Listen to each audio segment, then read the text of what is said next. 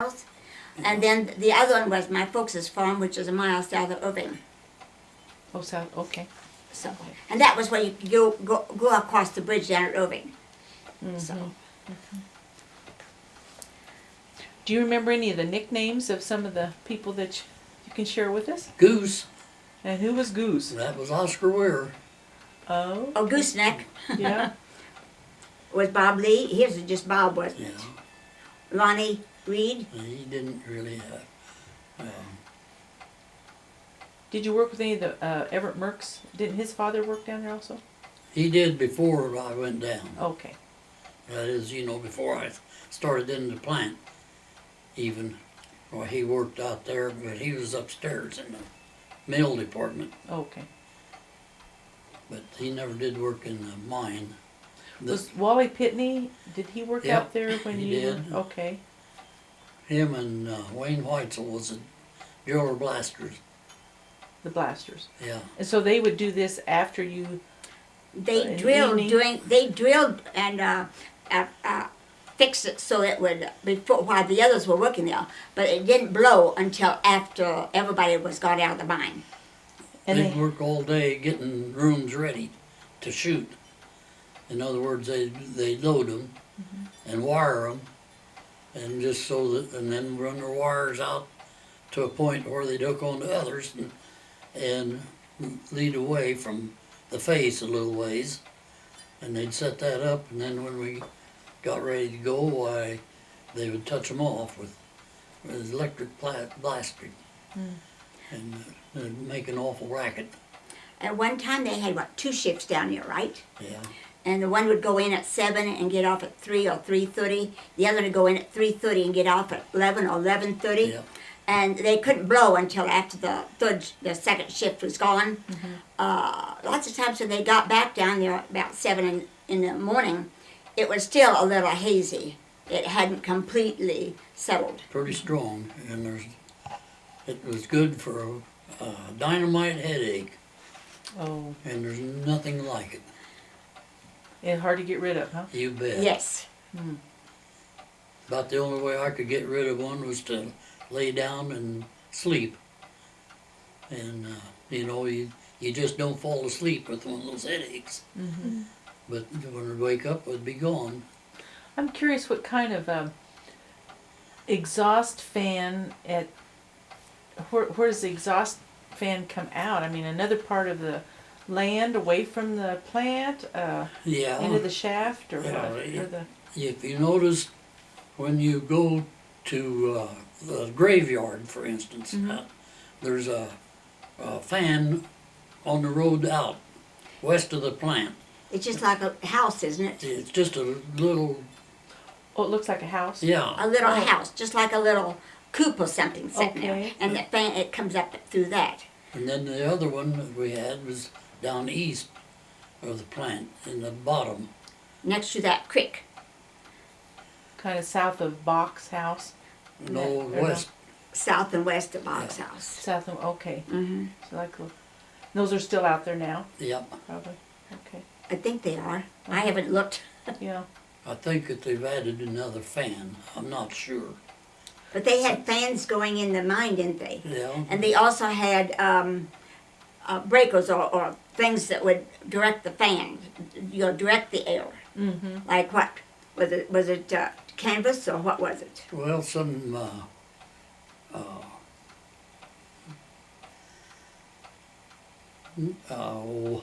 what gunny sack made out of? Oh, burlap. Burlap. Yeah. Mm-hmm. And you'd shoot them up across the stoppings, across the hole, fill it up, and that would guide the air You see, down in front of it. the whole mine, when they mine it out, it isn't all empty down there. There's pillars. They have to have pillars every so often. There is pillars to hold the roof up. Mm-hmm. In the headings, it's 50 feet. You have a break, and in rooms leading off in these headings, every 30 feet there's a break, and they're 20 feet wide. Okay, and those are. What we saw a picture of that, and it said something about a room and pillar. Mm-hmm. Is that what they called it? Okay then. They're pretty well set out in that map that you've got. You can spot them, it's just the rooms set off with it's drawed out. And where it's blank, well, that was a room. And then there's these breaks. They're good for cement blocks, is what we used to guide the air. Now, we didn't do that all the way. I mean, we do it in the headings. They was straight in line, straight down, and some of them go as high as 1,500 feet. But every 90 feet, every 90 foot, or they had a break in them. And that's where that we'd take off with rooms going off sideways to that. And that would be every 50 feet on the ends like that. There'd be a room leading off. And who was in charge of making sure you were going straight and designing where the rooms were going to be? And they would have to do some surveying, wouldn't they, underneath there? That survey, the superintendent was in charge of that. You did that sometime too, didn't you? Yeah. He took over a superintendent job for how long was it? What, 2 or 3 different times, wasn't it? When one of the bosses would leave or got fired, or that superintendent would get fired from the mine, they'd always come back to Dick and rely on Dick to fill in for that. He did that, I think, 2 or 3 times out there. And I made so much money at that. A nickel an hour more than my regular pay. All the headaches, yeah. Was Gary Gordon down in the mine You bet. too? Okay. He was a superintendent down there. Did a lot of these guys come from, what's in, not Idaho. Fort Dodge, Yes, Iowa, right? Or- Just when they wanted to ship somebody in for a white hat job, oh, what? Okay, what's a white hat job then? the boss, Oh, okay. So you could tell by your helmets. oh yeah, It was a. it Yes. was a white hat. as he was going through the pictures, he says, now that's the white hat, and the dark helmets was mine, the dark brown ones. But Gary Gordon never did wear a white hat. I mean, he was a foreman and all, superintendent, but he had regular old miner's cap, or miner's hat. He got in there and worked just You right bet. with you. Yeah. It was- Goose was always late. And so at the mine, they decided that the next person who was late would be docked. So they made a rule that anyone who'd be late would be docked, but 15 Half or hour. half hour. Oh. Okay, you can go ahead and tell the rest. Well, that's the story. Well, Anybody that was late, well, so be it, a half hour. but Mary brought the car home, left it here, Ruthie, okay, and he got up the next morning and took the car to work. He got out just not very far and ran out of gas. Got out in the road, just pulled away from the curb out north of the Otherwise- house, run out of gas. He never was late going to work, but So- that one time. I got docked the first day that that was in force. That's the only time. And they also had a microwave down there, or kind of a toaster oven, if anyone brought anything to heat it. You can go ahead and tell about that. Well, everybody dressed around there and used a microwave for dinner. And so one day we went down there and there was a couple of dinners in there, and Idris had the dinner in there. And so we pulled those things out of there, and lo and behold, there was a dead mouse in the microwave.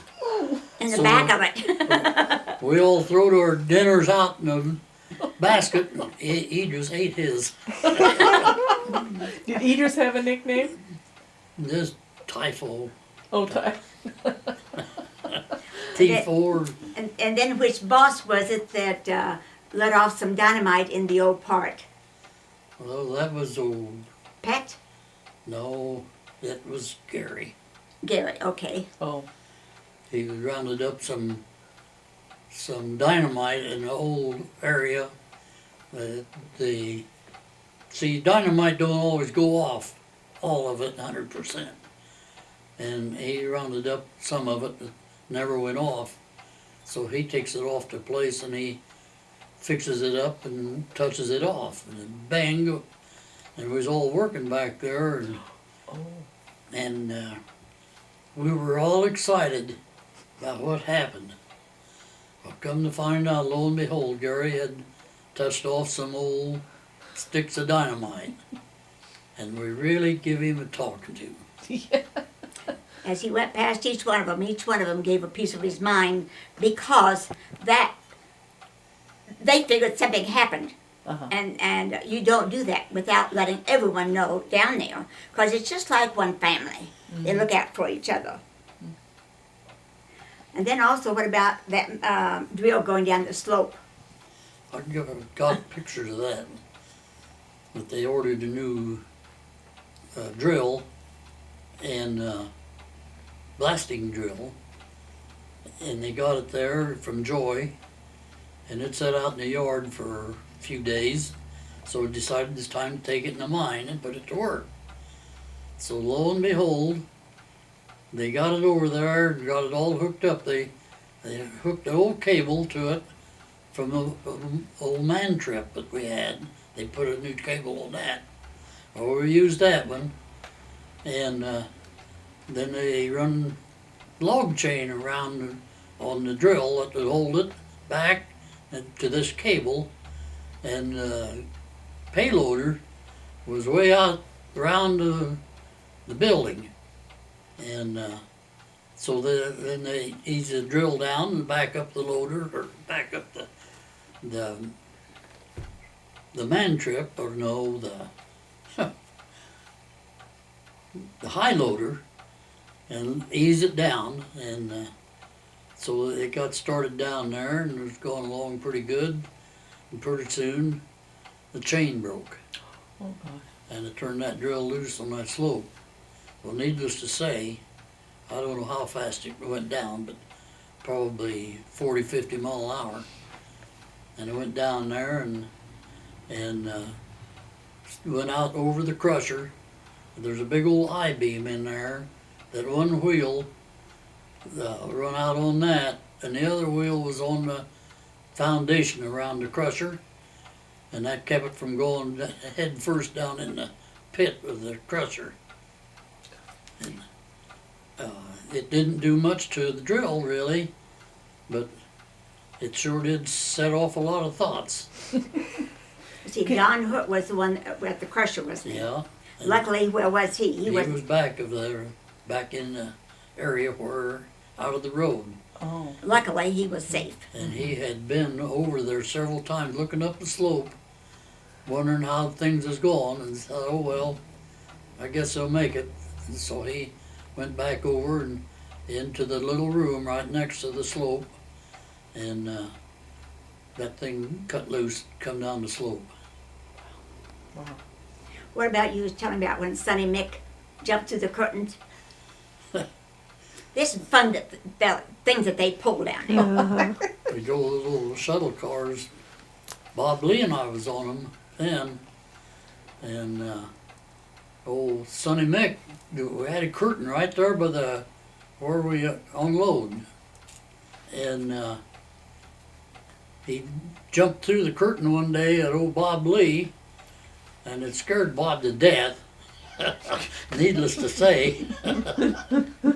They were just horsing around down there, having fun. He let out some pretty profile language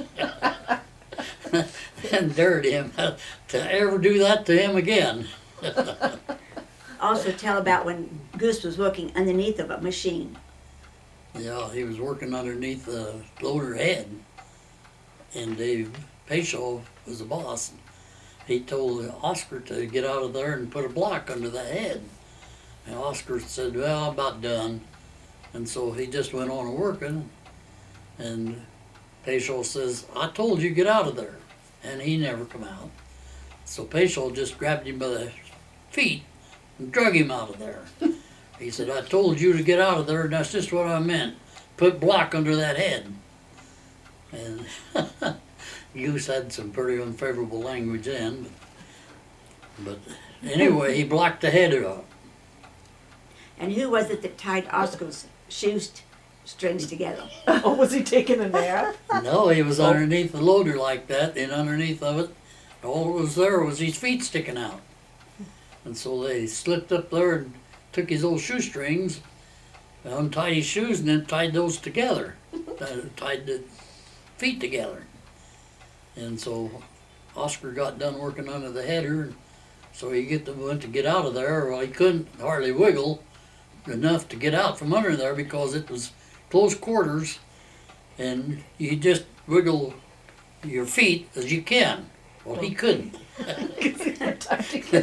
But he finally got out of there. Everybody laughed at Oscar, and he was furious. He worked out there for many years too. Yeah, I don't know. See, I was out there for 28 and a half years, and Oscar worked there more than that. Mhm. No, he didn't. He quit before that. I don't know when he quit. So what year did you retire?